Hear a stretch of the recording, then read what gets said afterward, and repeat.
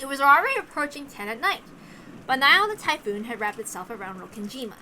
Even the rose garden that had looked so peaceful midday was beaten down upon the fierce winds and resisted with all its might, undulating and trying to keep the flowers from blowing away.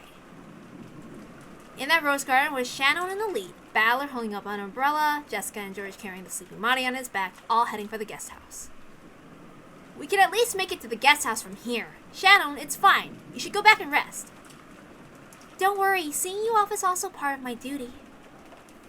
The family conference is going on inside, and Mom and Genji are probably getting stressed. If we keep you, they'll misunderstand and think that you were being lazy. That's right. Just graciously accepting our offer might be the best way to avoid burdening people. Thank you, Shannon. Not at all. Certainly, as Milady has said, it is very tense inside the mansion today. Therefore, coming with all of you allowed me a breath of fresh air. I've been able to relax a bit. The family conference, huh? They went to all the trouble of chasing us kids out, so they're probably talking about something shady. Probably. I'm sure there's nothing we can do to help out. Just trying to stay out of their way is the possible best way for us to be useful. Heh. I'm sure it's just all money, money, money. Even though they act like they're so rich most of the time, when it gets tough, they all start getting pushy. Why don't they just be graceful and split it evenly between everyone? That'd be awesome. It'd be nice if I got a share too. If I got some too, I'd split with Shannon right away. Thank you very much. Well, I appreciate the sentiment. Shannon isn't greedy at all. Normally girls of your age would have tons of things they want to buy. I guess, but none of the things I want can be bought with money. Oh. Ooh! How unselfish! If you lined up all the things I wanted, all the gold in the world wouldn't be enough. That's if you're talking about things that can be bought with money. I wonder what these things that can't be bought with money that Shannon wants are. Do you have any idea, George? Well, I wonder. I'm not Shannon, so how could I know? I don't know either. George and Shannon looked down, their faces red.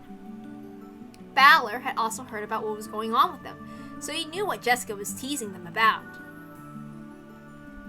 George is a person I respect. I think you met up with a really great person, Shannon. Yeah! I also feel relieved that we can leave Shannon to George. Stop teasing. It's a serious issue for us. More importantly, what about you, Jessica? Have you been able to get a little closer to Canon? What? So you and Canon are like that? Well, that's dirty, George. Twisting the conversation around like that is dirty.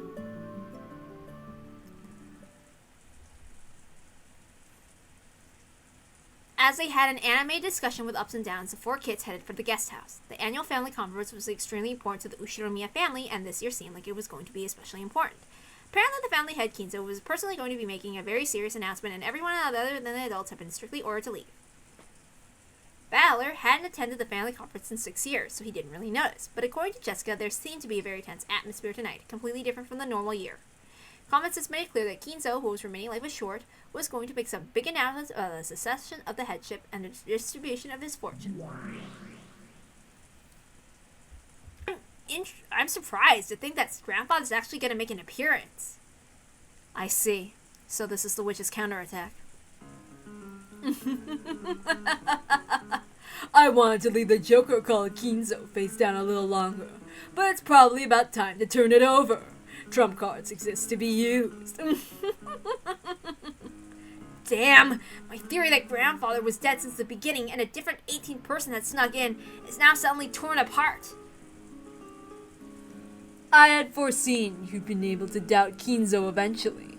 Yes, now your reasoning has gone all the way back to square one again, right?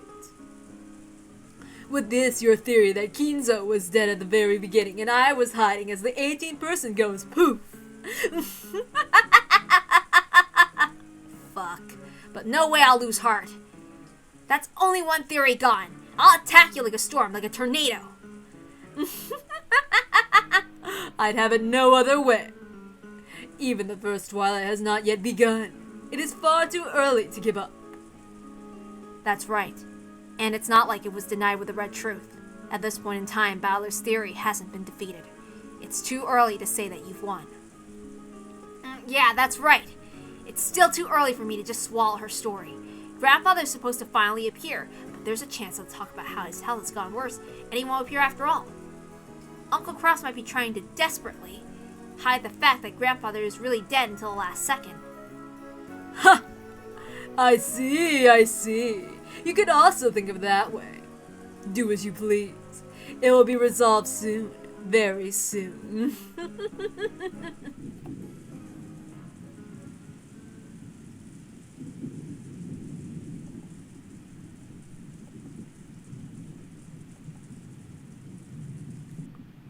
All the relatives and Nanjo could be seen in the dining hall. Nanjo sat alone quietly watching the wind and rain outside. Cross sat down on the seat of his own rank with Natsuki standing motionlessly at his side. The other siblings were gathered at the opposite end of the long table whispering to each other. Is that true? Yes. Maria said the person who gave her the umbrella was father. What? What in the world? In other words, our strategies collapsed from the roots. Not just our strategy. Since father is healthy and has said that he'll make an announcement himself, our trivial bargaining with Nissan was completely pointless. Yep. That old bastard. Why couldn't he have just shown himself right away without making a show of it? Thanks to that, we've just been quarreling with Aniki uselessly. Or maybe he wanted to test us on that point. I might not be the one to talk since we aren't related by blood, but your father is very intelligent, correct? Our arguments during that day were probably overheard by one of the servants and reported to father. Incredible. The fact that we were making a fuss with father's inheritance as our goal is now right in the open. Just incredible. Oh, I'm sorry. This is not... Okay, let's try again. Our arguments during the day were probably overheard by one of the servants and reported to father. Incredible. The fact that they were making a fuss with father's inheritance as our goal is now right in the open. Just incredible. Ava uncharacteristically held her head, dejected. As if Kirie had said, everything had been going according to KINZO's plan from the beginning, and this was a huge setup that had been kept up for over a year trying to find the siblings' true intentions. Then they had fallen for it completely. Well, we still don't know for sure that it's reached father's ears. No, it definitely has. Everyone but Nissan claimed that father was dead, but none of us believed in father's good health. It's already over. Father will make an announcement. Nissan will become the successor, and he'll say we aren't even qualified to wear the one wing.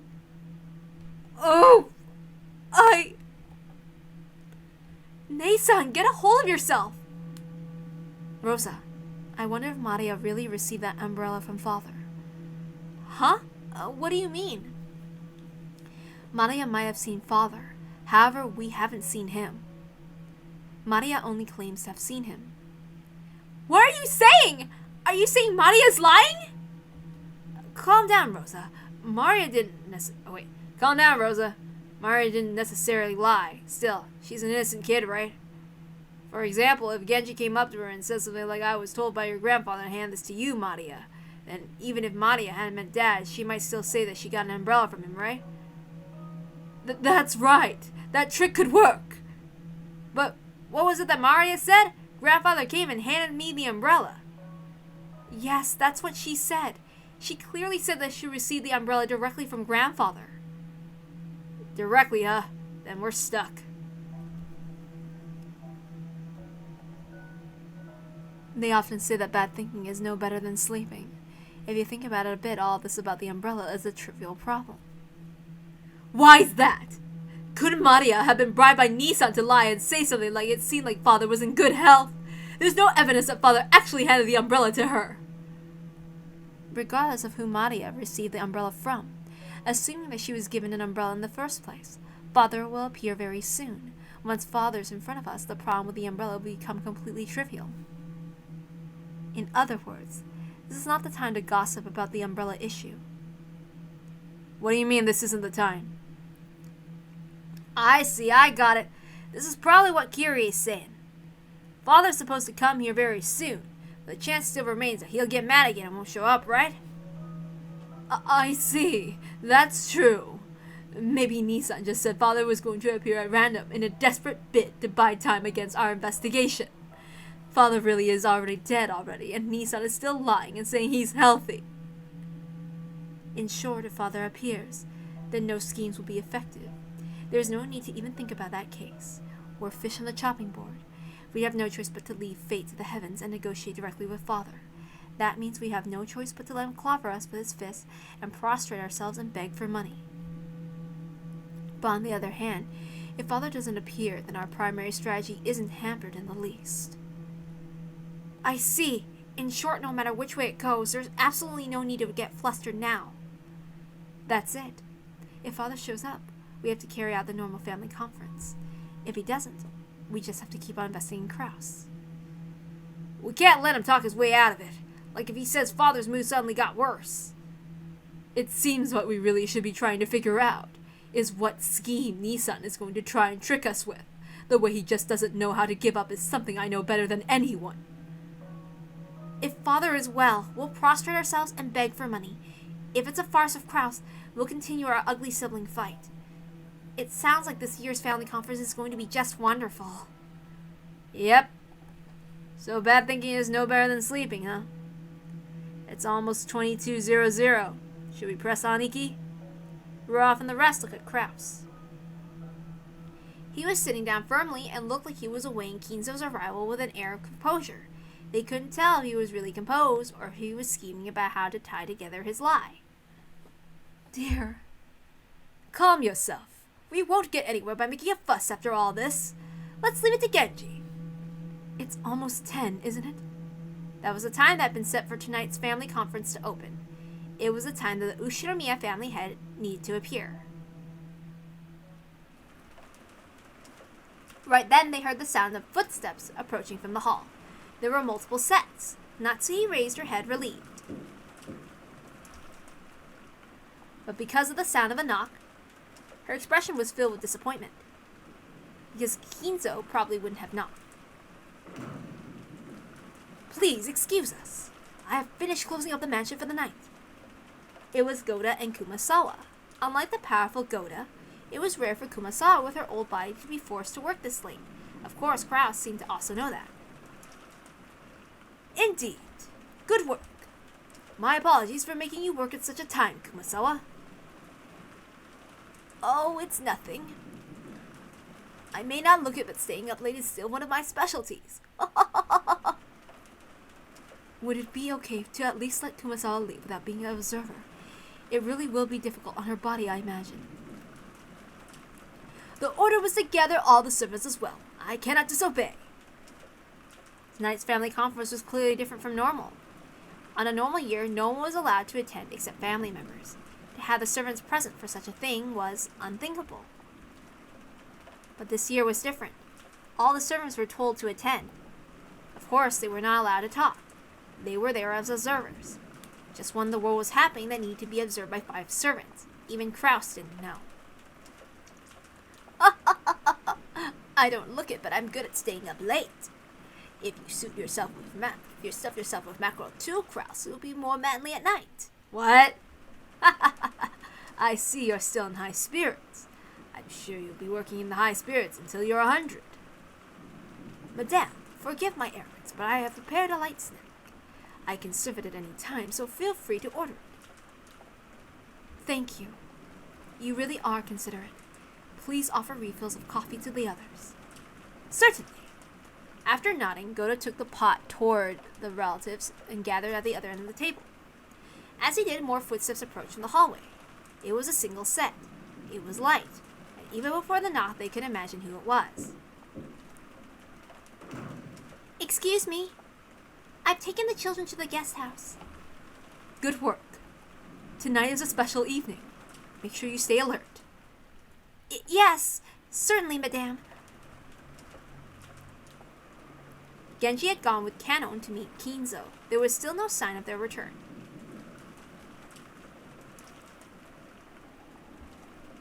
The hand of the clock passed 22:00 slightly. Once sure of that, Ava spoke to Kraus. Nissan, it's time. Are you still not going to start the family conference?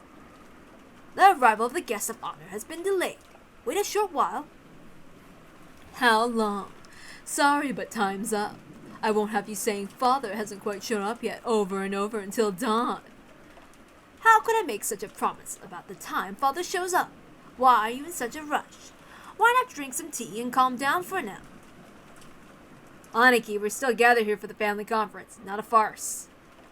We'll wait 30 more minutes. But if that doesn't work, you'll let us break into the study, okay? Break into? Such an action would be quite lacking in respect for the head. Oh, right. Our apologies. We'll be good for 30 more minutes.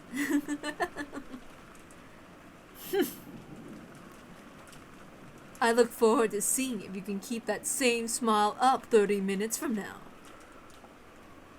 So you honestly believe that father is dead? I have no desire to discuss that now. We can wait until father comes here. There's absolutely no need for me to argue you down, Nissan. The Ushiromiya family headship will be passed on to the proper person in a proper manner. No matter what you may scheme, you cannot resist. Of course, the same goes for me. What are you trying to say? And after bragging all these years about being the successor yourself? I'll turn your own words back on you. I have no desire to discuss that now. All that matters is for father to come here and proclaim it with his own mouth. There's absolutely no need for me to argue you down, right? Rouse casually turned Ava's words back on her. Of course, that added oil to Ava's anger. But it didn't ignite, because in that instant the sound of the very loud knock rang out. Both Genji and Kanon were usually very reserved when they knocked. They wouldn't hit the door with such violent strength. It was like a judge's gavel slamming down in the hall for silence. So everyone went quiet. The door opened slightly and Genji showed himself. Then he spoke with a serious tone, different from his usual tone. It wasn't the tone he used when carrying out his duties. It was the tone he used when speaking for KINZO himself. So just by hearing KINZO speak like that, the siblings were struck with sudden tension. Take your seats, everyone. At those words, the dining hall was wrapped in total silence. Everyone hurriedly returned to their designated seats. It was as though students who had been bustling around just before homeroom had suddenly returned to their seats when the teacher came. It might even look humorous, but there was no way anyone would joke about it. Everyone sat in order, and Shannon, Goda, and Kumasawa stood straight up in the row by the wall. The head of the glorious Ushiromiya family and Lord of Rokkenjima, the island that sparkles gold, Lord Ushiromiya KINZO, has arrived. Of the double doors that led to the dining hall, Genji opened the right door from the inside and Kano opened the left door from the outside.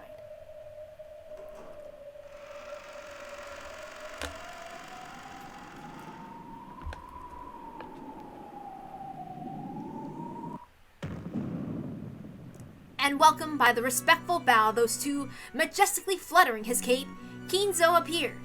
KINZO's gait had a dignified weight to it. It was hard to believe that he had been reportedly been at the end of his life. Genji pulled back KINZO's seat and motioned for him to sit.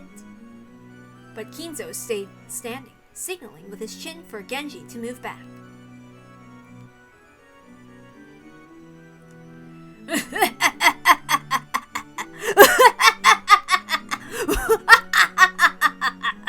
Welcome to Rokkenjima, ladies and gentlemen!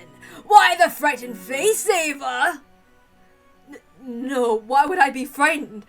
I'm just relieved to find you in excellent spirits, father. Ava, you're as amusing as ever, aren't you? Why don't you just honestly say how frustrated you are at losing your bet with Kraus? You can't say it, can you? Ava realized their conversation during the day had indeed been leaked to KINZO. She hung her head, turning red. Well then, my sons and daughters and their companions, tonight I shall make an important announcement regarding my inheritance and the succession that you all seem so keen on. But first, I must tell you how incredibly disappointed I am. After all, until this day, no one has been able to solve the riddle of the epitaph. Even though KINZO said he was disappointed. Oops, my bad. Even though KINZO said he was disappointed, a condescending smile rose to his face, as though there was no way the likes of these could have solved it. His gaze passed through all of them. I had planned to hand over everything to the one who could solve it, but none have been able to solve it before today, and here we stand with nothing of mine passed down to anyone. How shameful to think that not one among you has come forward with the qualifications to succeed me! How truly disappointing and shameful and pathetic! The siblings hung their heads in silence. Of course, they would have solved it if they could. True, they couldn't deny that they wasted a golden opportunity, but it was just so hard. Therefore, I am proclaiming here and now that I will suspend the use of the epitaph riddle as a method of choosing my successor. In short, time's up! This is game over, and what a shame for you all! Even though I should have been giving you all an equal and fair chance, that's gone now! It truly sounded like KINZO was making a victory proclamation. In that case, will my oldest son Kraus succeed the headship? The answer is no!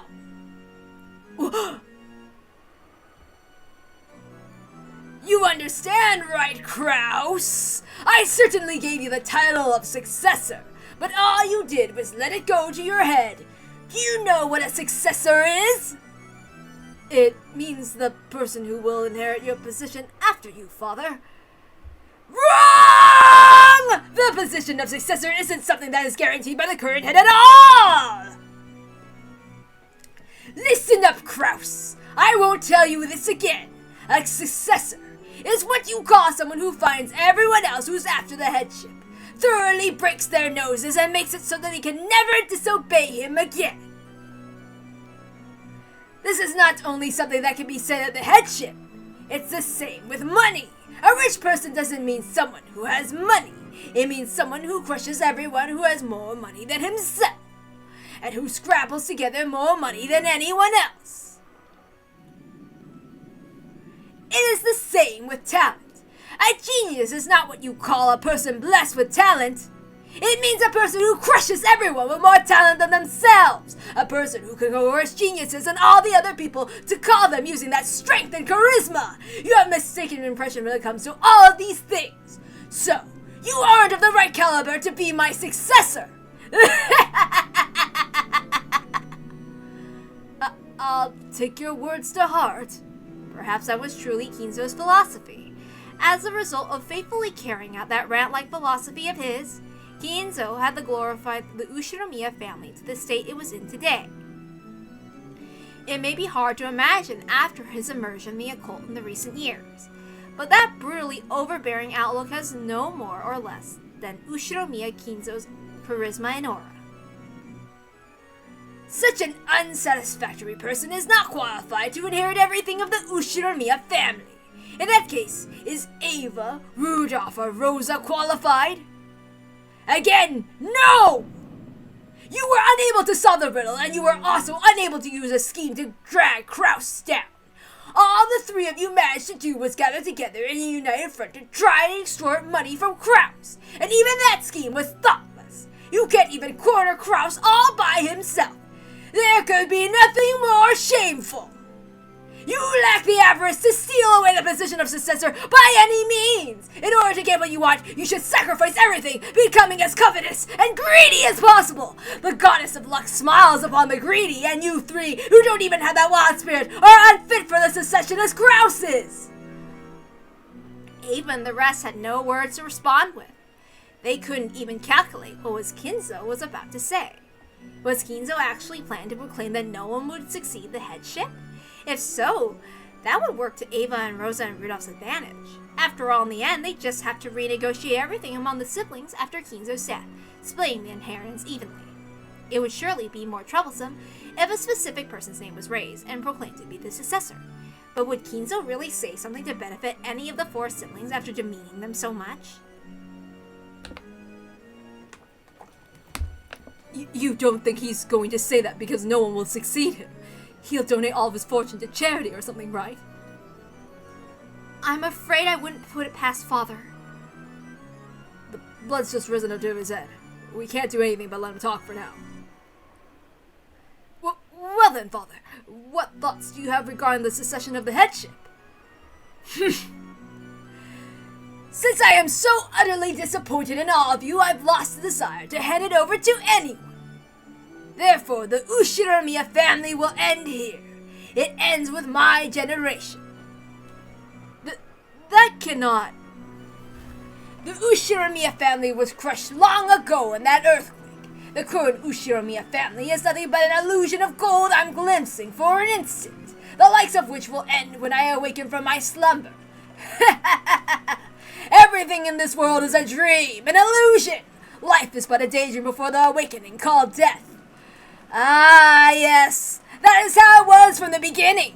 That is how I should lose everything when I die was part of Beatrice's contract and her curse. As if I let you, Beatrice, I will be the one who captures you. Tonight that goal will be realized.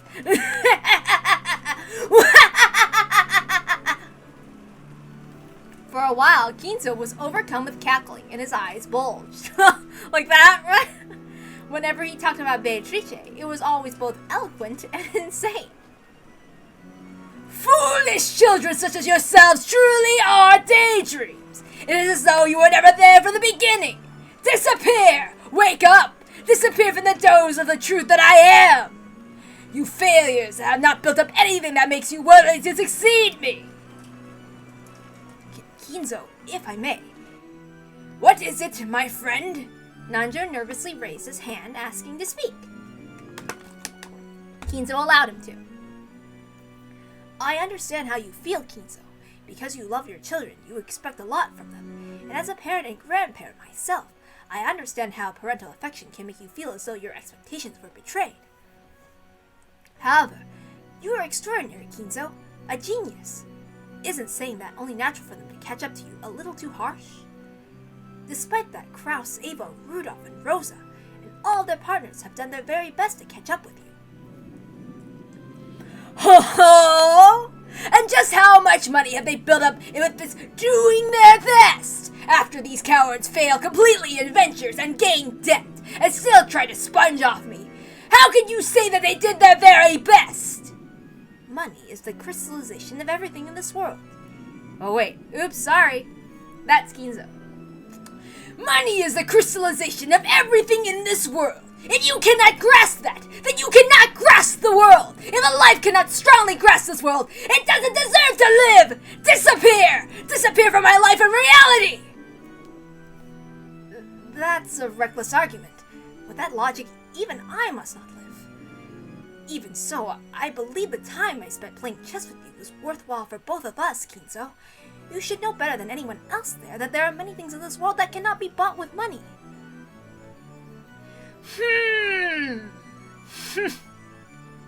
As the siblings motionlessly hung their heads, they cheered Nanjo on inside their hearts. Not one of the siblings could offer their opinion in front of KINZO in a rage, but KINZO's close friend Nanjo alone was allowed to. Nanjo is their aunt. Even though KINZO had raged so fiercely, after being admonished by Nanjo, he nodded several times as though in agreement. Genji's the mom. This surprisingly obedient side of him might have seemed cute, but there was no one here who could laugh. It may be true that your children haven't built up as great as a fortune as you, KINZO, though even so they are rich enough to make me jealous. But besides money, they have also built up many things that cannot be bought with money. When it comes to that, they are in no way inferior to you, KINZO. Ho! And what do you claim that they have built up that cannot be bought with money? Happiness, family. They have found wonderful partners, had children, and each has built up their own happy homes. They have glorified your family name and have brought back grandchildren. Grandchildren are wonderful.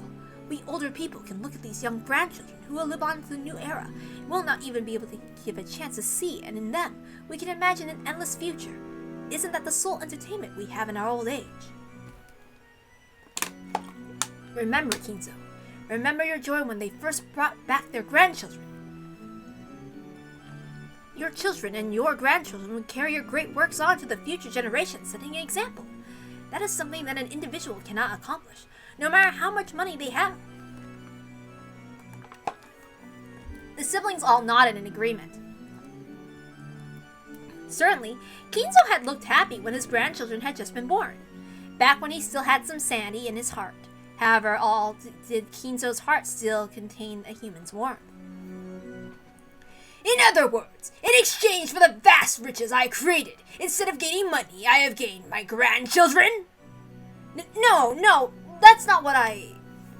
So, in exchange for several 10 billions in wealth that I have built up, I have gained a single grandchild from each of my children. This is wonderful! So I have created a single life using 10 billion yen. That's how it is. Interesting. Truly an interesting example in an alchemical sense, right? Oh, what valuable grandchildren! Wonderful! Wonderful! Is that right, Kraus? Is your daughter worth 10 billion yen? Kraus couldn't answer instantly. It wasn't that he didn't have confidence in his daughter. It was because he didn't have a clue what KINZO was trying to test him with in this question. But when Natsuki was pressed for an answer, she responded, breaking Kraus's silence with an answer of her own interpretation. Yes, Jessica is a daughter I wouldn't let go of even for 10 billion yen. In that sense, I believe she has a value that can't be measured with money. Oh! So you can state for certain that she's worth 10 billion? What about you, Ava? What about your George? Since Natsuki had answered that way, Ava naturally came up with her own answer as well. Even though Ava should have known better than to respond with a provocative question like this, she answered as well. Yes, father. George is worth 10 billion. No, even more than that. And that's not in the abstract sense of things money can't buy. George will certainly build up a fortune equal to his worth. He'll become a grandson worthy of carrying on your great works, father. Ava sent a glance at Hideyoshi and Natsuki as if she scored a point. When she heard what Ava had said, Natsuki was about to add more praise for her daughter, but stopped at a glare from Kraus. I see. Then what about you, Rudolph? What about your battler? Compared to George, there's nothing about valor I can brag about. If he was kidnapped and we were threatened with a ransom of 10 billion, I feel like sticking a bow on the guy and letting him have him. On top of that, he's an idiot and reckless. He talks about grand dreams and things that couldn't be done. Guessing that way, he's a super idiot worth the equivalent of 10 billion normal idiots. But I'm sure that guy could do things that even a group of 10 billion average people couldn't do. Well, pretty sure he'll fall flat on his face. The world isn't easy. But, at the very least, there's no doubt that watching over his life will be more fun than looking at 10 billion average people. Ava clicked her tongue at that clever style of speech, which probably would have matched KINZO's tastes. Apparently, Rudolph had done that on purpose, so he grinned back at her. What of Maria? Maria is my adorable and only daughter. Her value can't be measured with money. That is all. I see. Dreams in the future, miracles and possibilities are the source of my magical power. No magic without hopes holds any strength. I cannot expect any more from you who have proven to be average. But I see. My grandchildren hold future possibilities, and expecting a magical miracle from them may be worthwhile. If you're saying that in this way, they are worth more than 10 billion. Yes, I can see where you're coming from. When KINZO got in a rage, he wouldn't let anyone speak up, but even so, he would sometimes accept something on his own while yelling by himself and change his own opinion. That is what felt like to the other siblings. Apparently, even though KINZO had been disgusted by his unsuccessful children and had cast them away as being unfit for the inheritance for his title or his fortune, he wasn't sure about his grandchildren. At this rate, he might soon say the inheritance would go to his grandchildren instead of the siblings, as the siblings sat in fear of what their fickle and short-tempered father might suddenly think of next. They carefully watched his every move.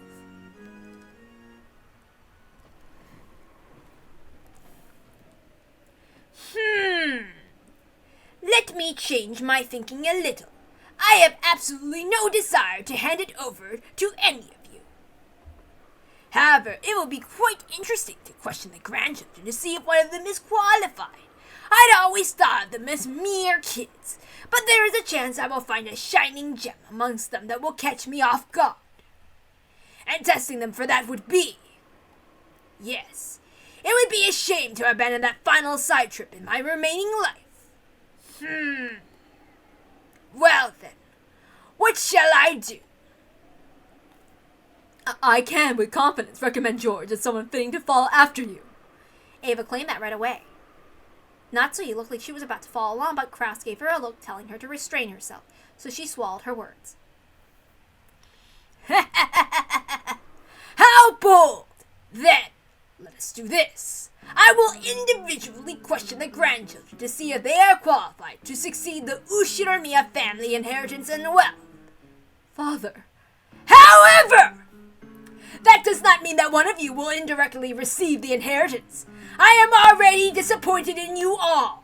There is no longer anything I have to give you. Not a thing!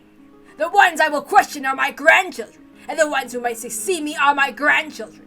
Make absolutely sure that you do not mistake this. Understood? I shall obey Father's decision. Same here. I'll go along with what he decides. What about you, Aneki?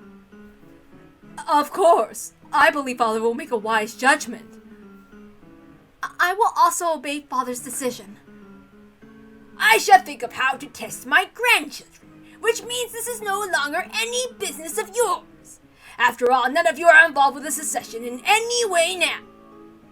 So right here, right now, perhaps we should discuss a different matter that does involve you.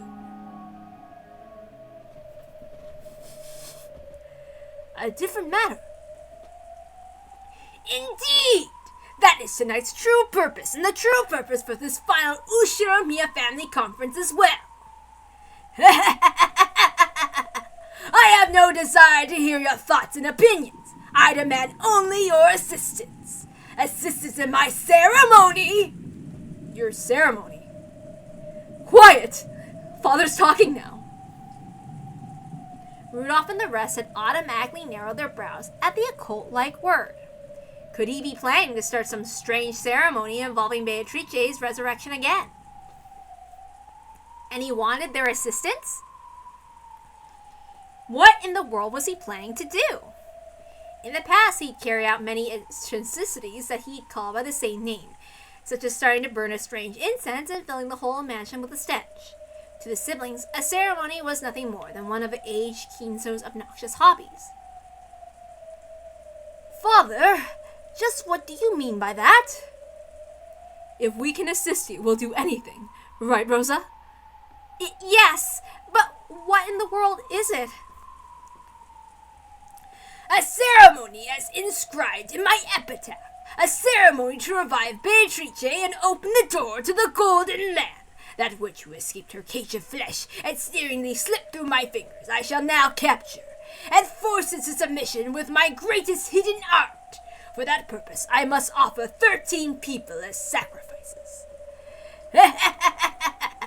Gathering 13 people's worth of sacrifices is no easy feat. But tonight is the family conference. Many adults have gathered on Rokenjima. There can be no other way on which to carry out the ceremony.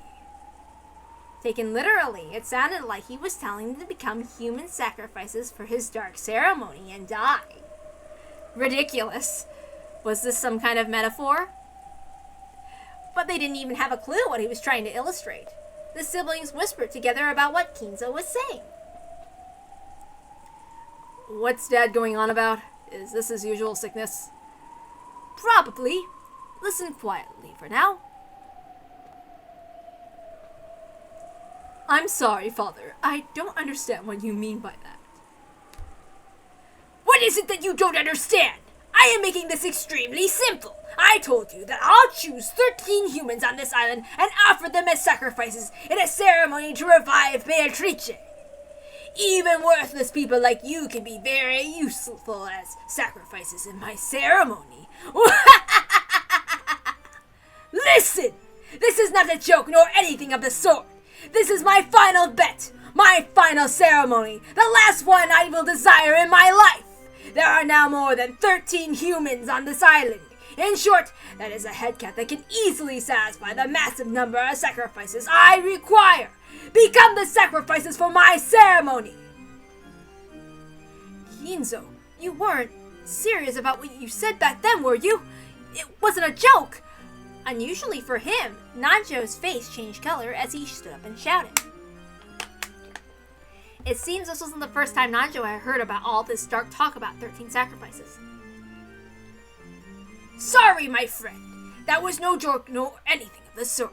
It is what I bet my life on, the final ceremony. The final game that I will attempt. Yes, this is a game. If gaining my fortune and leaving this island is your goal, then there's only 2 ways to achieve it. Will you escape being chosen as one of the 13 sacrifices and spectacularly survive by finally solving the riddle of the epitaph and stopping the ceremony?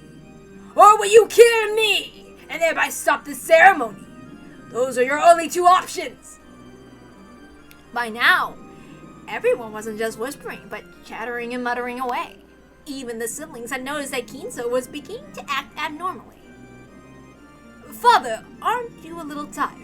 Genji, has father been drinking? No. The master is sensible. Sorry, Dad. I don't have a clue what you're talking about. Dad's free to start up any weird ceremony he wants to revive the witch he loves. That's his hobby.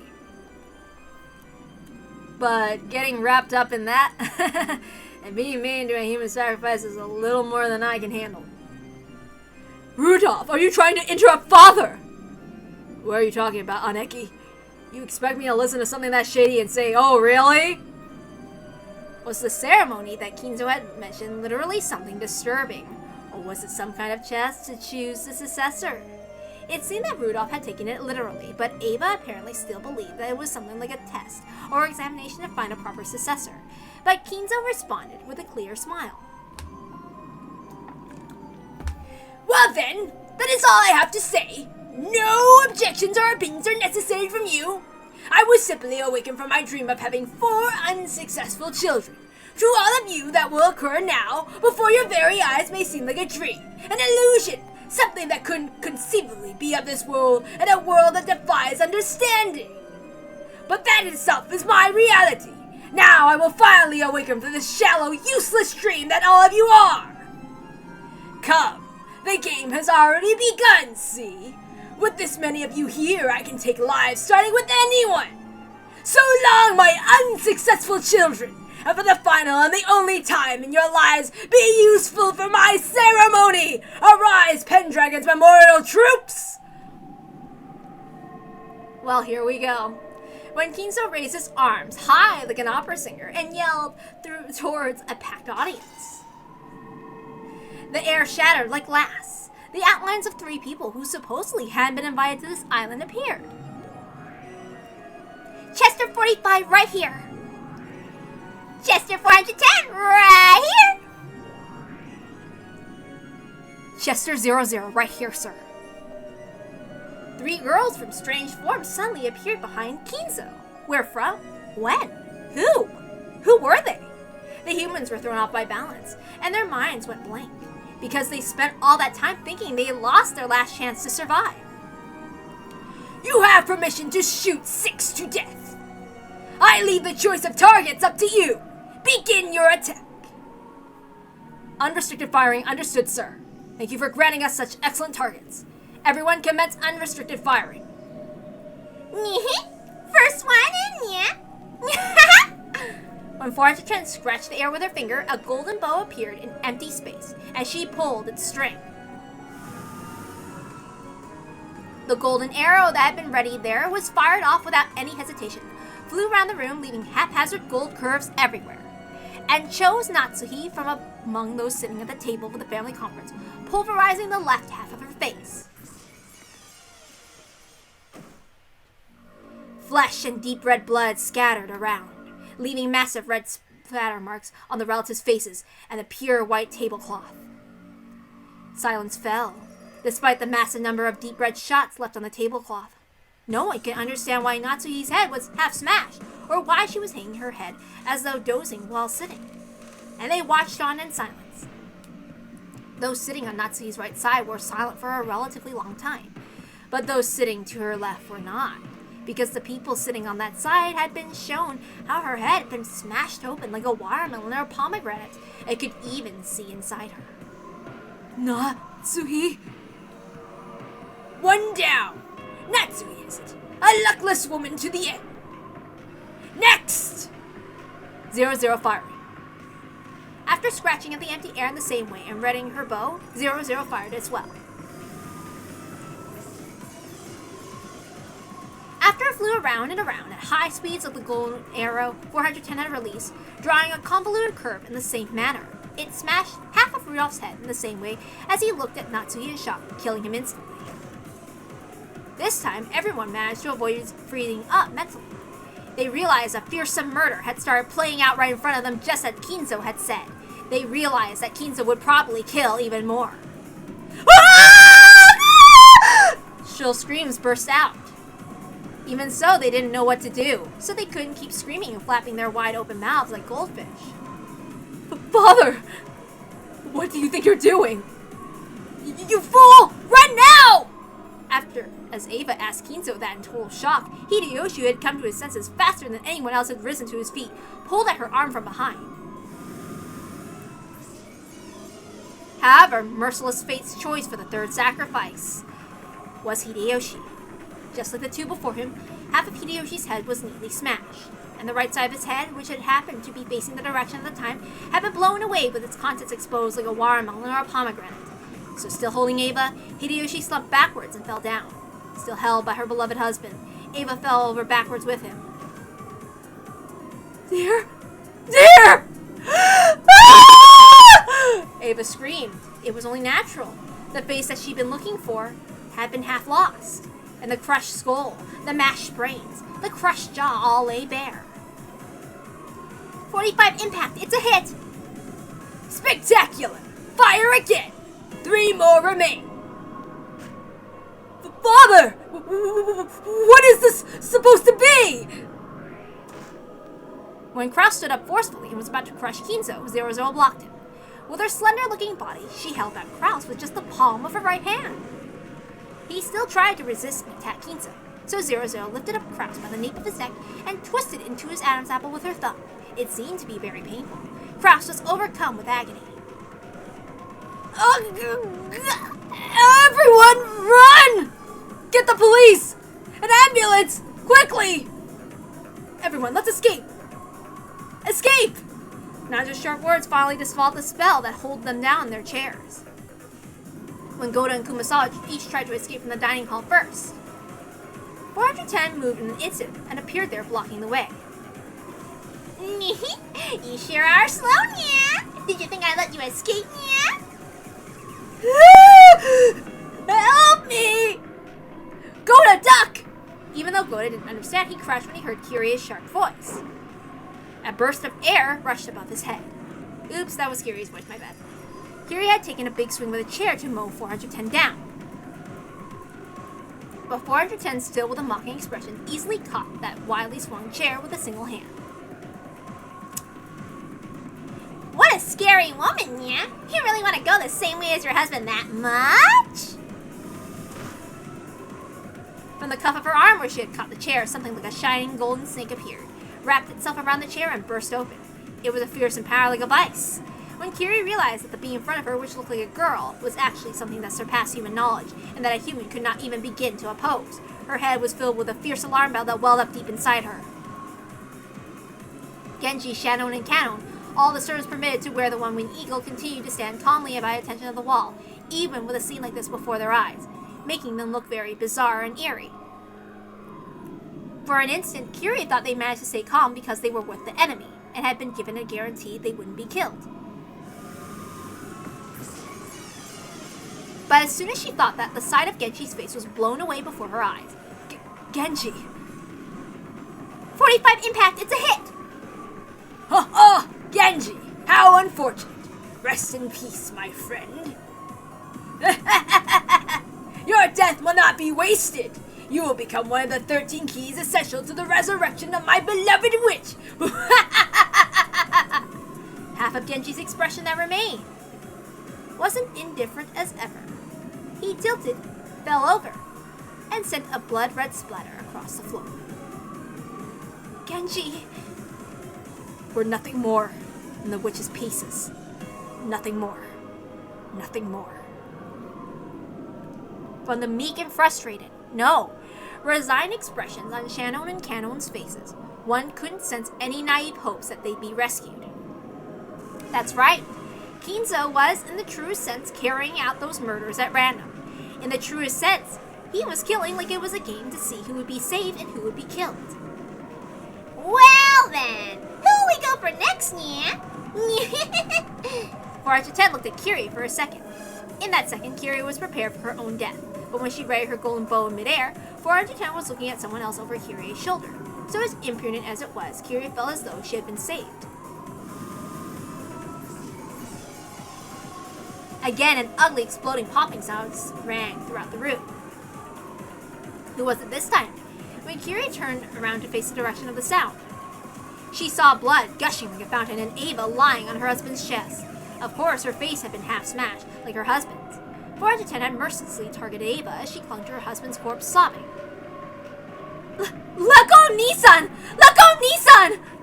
Just stop it, father! Just stop this brutality! Run away, Rosa! Rosa's exception didn't reach KINZO as he continued to laugh loudly in a blood-spattered dining hall, and she wasn't able to lessen Krause's pain at being lifted up by the nape of the neck by 00. So Rosa had no choice but to use force. She lifted up a chair beside her and gave a warning.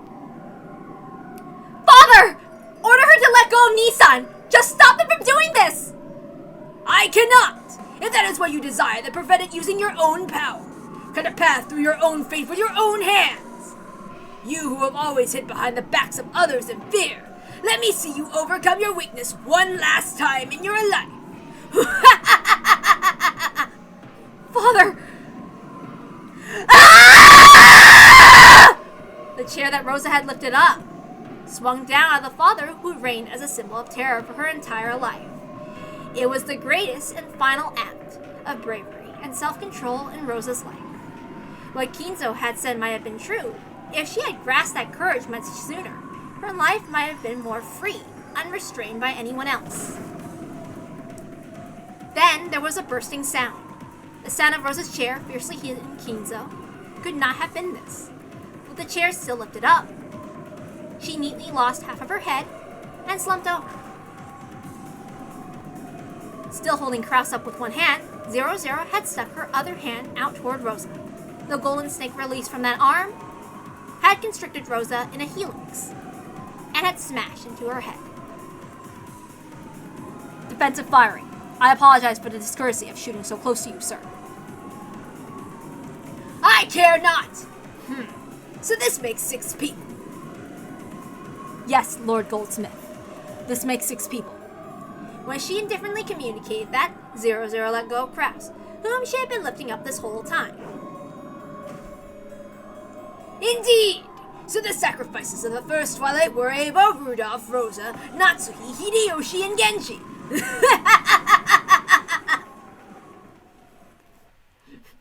I cannot be an old man, I'm sorry. It was a massacre that happened in an instant. The interior of the dining hall had been dirtied by blood spatter, and the 6 unlucky victims lay with their heads brutally exposed in a way that was fitting for that abnormal space. KINZO's abnormal laugh alone echoed out.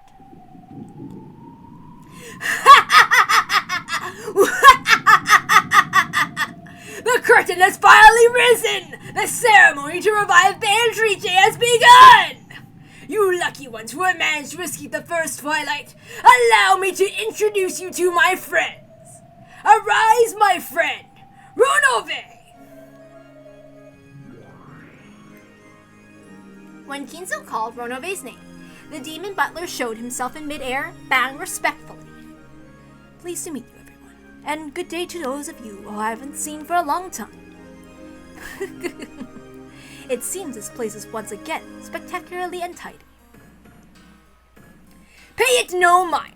It takes a stimulant of this level to wake me from my daydream-like days.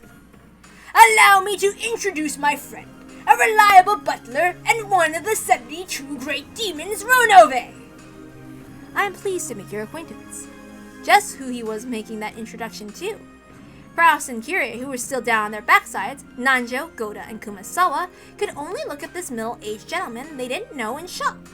Only Shannon and Kanon seemed to recognize him, and they bowed deeply. So, I wasn't able to greet Genji. I hope he was at least able to fulfill his purpose painlessly. It was an instant death from a direct hit to the head. He didn't have time to feel the pain. Is that so? Very well. Allow me to introduce another friend. Arise, my friend, Virgilia!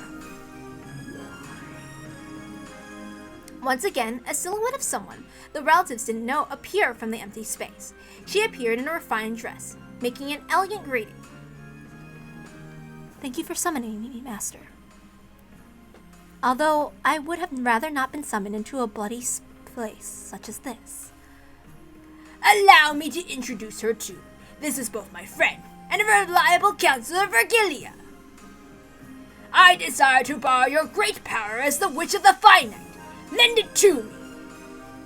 Even if I tried to refuse, such a thing wouldn't be permitted for one subordinated by the power of your summonings.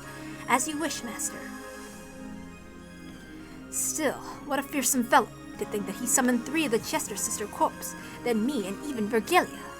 Even though it's only in the air of summoning, to think that he surpasses Milady so thoroughly. How frightening. I can't help but shudder at the Ushinomiya blood. In order to carry out Beatrice's resurrection ceremony, I shall give it my all as a summoner. This still isn't enough. In order to perfectly succeed in this ceremony this time, I shall summon more. The Pendragon Memorial troops and Renove and Virgilia. I can still call more with my magical power. I can still call many more. Answer to my summons. One of the 72 demons, Gap! Gap? You can even materialize her. It probably means that the corrosion has advanced even more on the island. It has already proceeded far enough to materialize us. By now, we shouldn't be surprised, no matter how great a demon he summons. Has Rokenjima already been completely sucked into a parallel world then? I hope he does not surrender. He learned a lot last time, correct? After all, this time, he won't surrender over this much. Probably, I should say. Well then, shall we enjoy the stage we now stand upon? It seems the main character is the master this time. Let us expect a script of a different flavor than Milady's.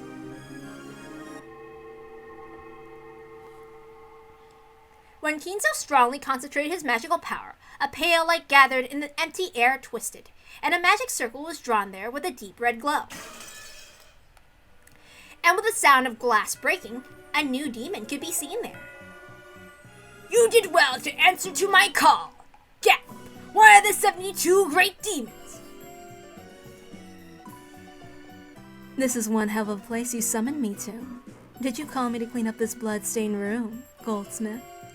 The literal devilish woman wrapped in a venomous, ominous costume looked at the scene which should have made her cover her eyes and twisted her mouth with a grin. To summon you for such a reason would be like using a cashmere muffler to mop the floor. It has been a long time, Gap. To think that a great demon such as yourself has finally appeared on this island.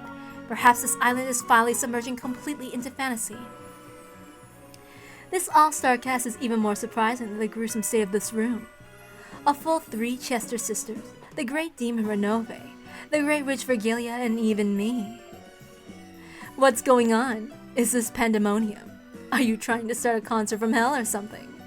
I see. As a conductor for that, I couldn't think of anyone better than you, Goldsmith. I will have your assistance as facilitator in the completion of my ceremony to resurrect Beatrice. You have no objections to my summoning contract, correct? Of course not.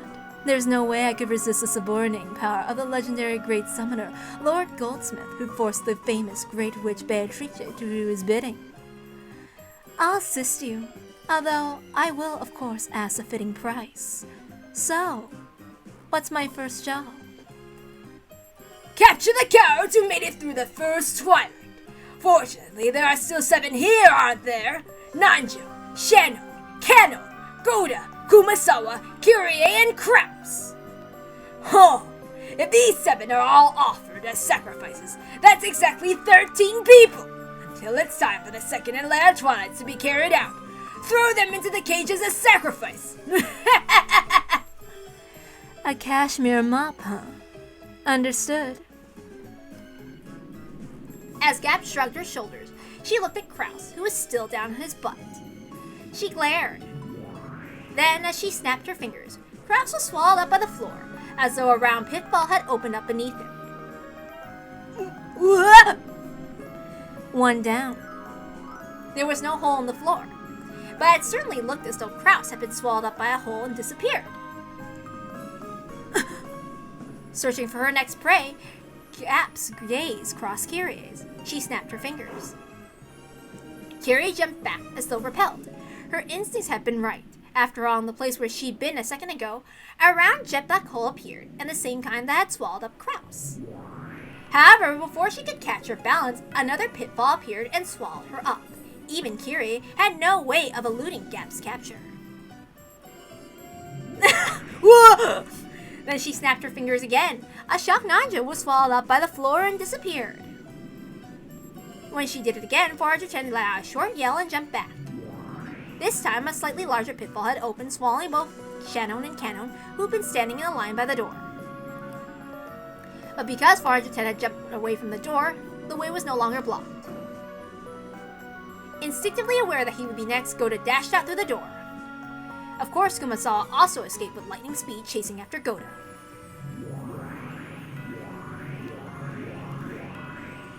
As Gap snapped her fingers over and over, round jet black pitfalls opened up one after another behind them, chasing them.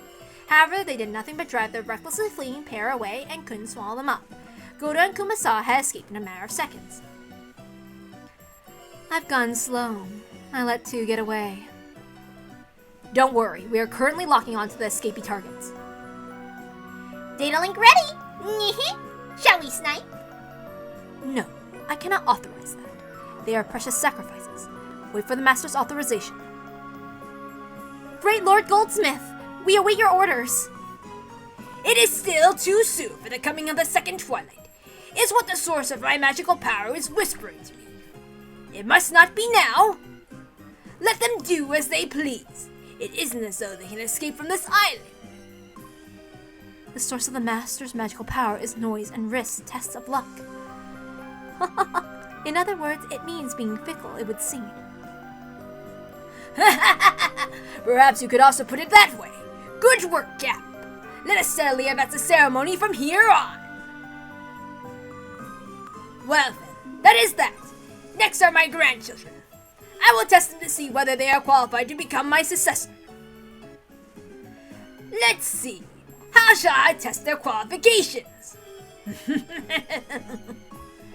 If you decide that they are qualified, do you intend to abandon Beato's resurrection? Of course! And despite that, I will test them. Perhaps a woman cannot understand that contradiction, nor my madness. Well, apparently men are as weird as ever. I don't get the very concept of playing around with risk. Oh my, and I thought you loved that sort of thing. Of course. If a man whispers to me about dangerous risks in love, I go head over heels. But only if he's hot. Be quiet. Try to refrain from whispering. Truly noisy women, but at least they aren't boring. This is what makes summoning so pleasant. All of you will bear one side of the scales of noise and risks in my ceremony. That is the work I expect from you. 6 brutally murdered corpses lay in the dining hall. It was contaminated with red, gruesome decorations. It was now unimaginable that, until a second ago, 13 humans had been arranged here in a well-organized manner. KINZO lined up the famous demons and their subordinates, loudly declared the beginning of a night of overwhelming mass murders, and swore to himself that he would certainly revive Beatrice and open the door to the Golden Land. Sorry to keep you waiting. Now the curtain finally rises on the first twilight. That KINZO, I see he loves being as flashy as usual. So even that man who can be more persistent than anything when he follows you around can shine so when on the stage. Damn, always killing in a grotesque way as usual. Smashing half their heads? The bad taste you witches and demons have always pisses me off. Smashing half of their heads, I see. So she realized that in the games up until now, that's been the most ideal method of killing. Ideal? How is such a grotesque way of killing ideal? Isn't it though? Try and remember the very first game. You!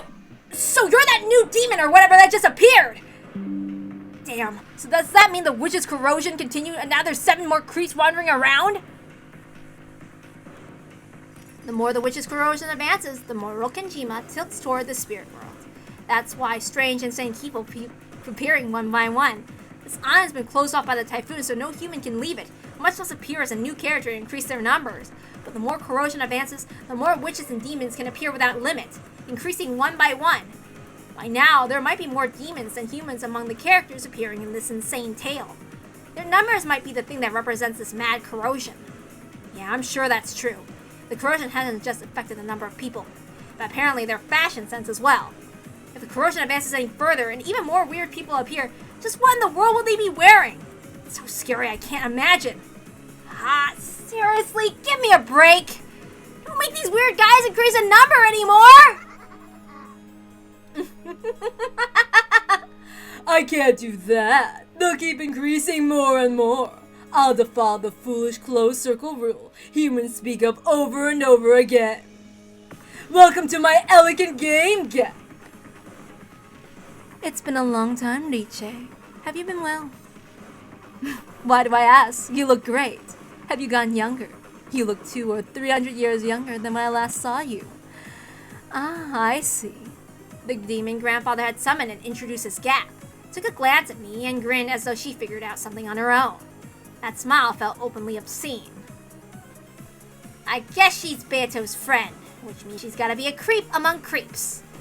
By the way, were they saying something about a closed circle or whatever, but what does that mean? Serial murder mystery novels that occur in spaces, isolated from the outside world, like Rokenjima is now, are sometimes called closed circles. Since such a place is isolated from the outside, it's like a circle that's closed. Therefore, in general, the characters and suspects are limited in number.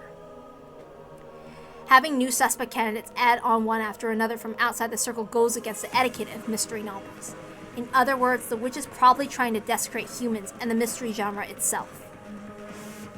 You're Gretel? I see. You look like a wise kid. I love kids like you. You taste so sweet and tantalizing. Gross.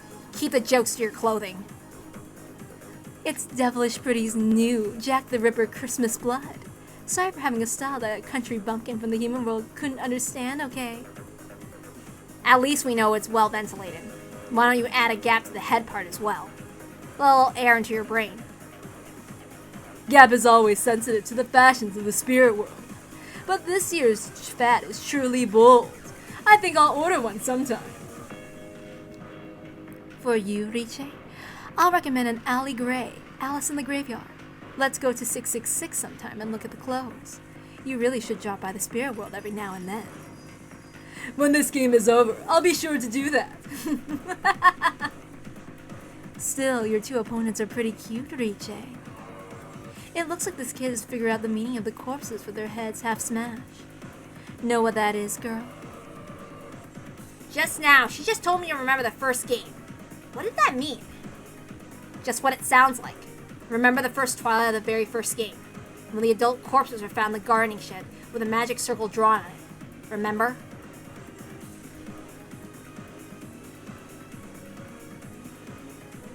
Episode 1. The First Twilight. Kraus, Rudolph, Kirei, Rosa, Shannon, Goda. All 6 of them had their heads pulverized and died. At that time, there were 2 types of corpses. Some of them had their faces pulverized, and some had half of their faces pulverized. That's right. The ones with their faces smashed were Rudolph, Kirei, Rosa, and Goda. The ones with the sides of their heads smashed were Kraus and Shannon. At the time, I ficklily created 2 types of corpses, but I realized the former more atrocious type was actually disadvantageous for me. Disadvantageous for you? I see. So that's what this is. That's right. The smashed faces might look atrocious, but that made it hard to confirm the identity of each person. For example, at that time, Uncle Kraus and Shannon had their heads half smashed. That alone was atrocious enough, but because of half their faces remained, it was easy to confirm their identities. But Dad and the other three were different. Because his face had been completely destroyed, even I as his son couldn't only guess by the inference it had to be Dad because of his clothes and the like. In short, it remained vague until the end whether that had been really Dad's corpse. If this reasoning battle had been taking place during the first game as well, I probably would have claimed that, since the identities of Dad and the rest of his bodies were impossible to confirm, there was a possibility that one was a fake corpse. After all, Beto didn't say anything red during that game. Well done. Correct. A fake death is one of the bases of the mystery genre. Oh, let me try that again. Well done. Correct. A fake death is one of the basics of the mystery genre. Even if you make a doctor examine the corpse, you can't trust the results if you suspect it of being the culprit's accomplice. Therefore, corpses that can't guarantee a death for certain are always disadvantageous for the witch's side. You can suspect fake deaths for corpses, hypothesizing one or more of them is the culprit for the crimes that follow. It's a move Battler doesn't like, but it's the most elementary move to use against a witch. Yeah, that's right. That's why Beto started using the red. With the red truth, she can carry out a perfect autopsy. That's how it is. Normally for the first Twilight, I would use the red truth right away, confirming the deaths of those 6. However, as you know, my battle strategy this time is the complete opposite of previous games, and will now use the red truth transformation tactics. I messed up. Let's try that again. That's how it is. Normally for the first Twilight, I would use the red truth right away, confirming these deaths of these 6. However, as you know, my battle strategy this time is the complete opposite of previous games, and now use the red truth starvation tactics. Since you use it as a grounding from which to counterattack, I will not use the red easily. I'll make you come apart the scenes by using red in just a single place as rarely as possible. In the end, it means I'll permit all rants regarding your guesswork for all the closed rooms, and I only have to smash one of those once with a red truth. Even though you always tease me once I start counterattacking, you now hole up back inside your shell. Quit getting around. At any rate, I do not want to use the red. I want to be stingy. I want to bully Battler. But how could I guarantee a death for certain without using red? I worried and worried over it. Then Gap gave me an idea. It truly is a simple method. I just pointed out something obvious and you hit the idea, Riche. I simply said that you only had to create corpses whose identities could be distinguished and whose complete deaths could be understood. In short, I put those two things together. The face, which is necessary to distinguish their identity, and the pulverization of the head, the vessel for the soul, which is the perfect symbol of death. When I put those two parts neatly together, wonderful! I came up with the perfect answer of corpses with their heads half smashed. I bet you love 2-colored bread and 2-colored ice cream. You're just like a greedy kid. At any rate, even if half their heads are smashed, we shouldn't assume that they're dead at this point of time. I get it. Since Beto's trying to act tough and is refusing to say anything in red, we gotta suspect everything. Of course, I'm definitely not gonna swallow the theory of magical mass murder by the Chester-ass Nachons. You sure have gotten prudent. If this were the first game, you would have swallowed everything. I wouldn't have anything less from a rival. Since there is fortunately no red now, he can imagine whatever he wants and reason over and over again as he likes. At the very end, at the very sweetest spot, I'll cut him down at once with a red truth.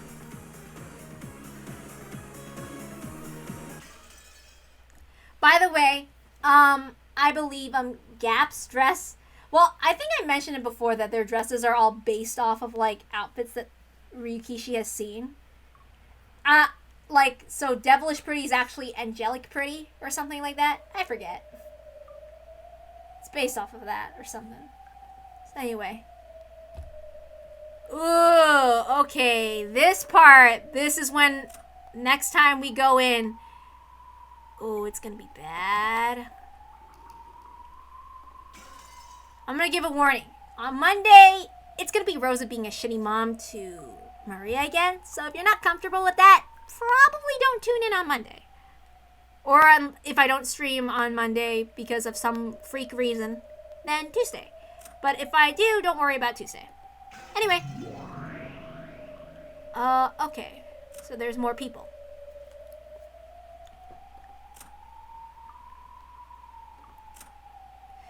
Jester 00, a weapon of the Sisters' cavalry which serves Pendragon. 00 is their calm and composed leader. However, this is merely the role demanded of her, since she is far more frail by nature. 00 excels at reconnaissance and serves as an advance guard, displaying extreme supremacy in unexpected encounters. However, her excessively powerful fighting strength has been called inhumane, and it isn't rare for her to be lynched and abused when she surrenders on the battlefield. Her one eye silently speaks to that. I want you to pay attention to the bunnies. Gap, one of the 72 great demons, also Beatrice's friend. When a magician demands it, she grants the ability of instantaneous movement. She uses this extraordinary power for playing pranks mostly. Her specialty is hiding keys and bags during busy mornings. However, in this context of closed room mysteries, this power becomes an ultimate weapon that can easily strike a finishing blow. Her queen bee strikes are likely to pierce any and all detectives, forcing them to surrender. All the goats. Low level furge. Oh wait. I think I've read these before. We don't need to read these.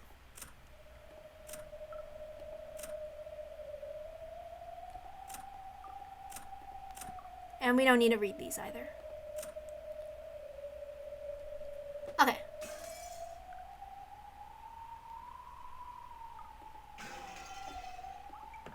Tips. Okay. Well, that's enough for one night. Night. Okay, hold on. Because I'm pretty sure I was really emotionally compromised yesterday. I couldn't read this properly, so I'm actually pretty sure it changed. So let's read those. Okay. For some reason, she's not very good at handling tough situations. She often ends up coming in last, with her sisters getting the short end of the stick and crying. Okay. Leviathan often represents the other younger sisters when speaking to Lucifer. Deep down, she has a brutal, deeply envious nature and is adept at spotting people's weaknesses. However, she is more of a selfish crybaby than a person burning with envy. Beelzebub is the gourmet of the sisters and is known for being a big and picky eater. Her personality is similar to Mammon's, and the two sisters often fight over the same thing. She's always talking about food, which makes her calming influence among the sisters. However, she also has a disturbing desire to kidnap pretty boys and store them in the food cellar. What? Well, anyway, I can relate to wanting to always eat. Like Beelzebub. I could always use food. I'm always starving. Anyway. Let's see. She is always active with arrogance and attempt to hide this fact from others. Her grit. Okay. She is serious at fault and not at all being used to being treated kindly instead of the other way around. She might be the most demonic of all the sisters in that sense. However, this is partly due to her demonic desire to turn her masters into useless, lazy pigs. Okay. Sorry, I'm reading it backwards.